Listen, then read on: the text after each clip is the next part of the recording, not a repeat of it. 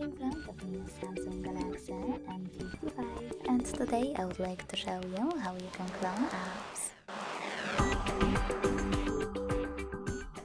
Begin by opening Settings and scrolling down to access Advanced features over here. Then scroll all the way down and tap on Dual Messenger. Finally, just click on one of those switchers next to one of your available apps to clone the chosen one. Then hit install and wait. If you want to, you can also use this switcher if you want to use a separate contact list.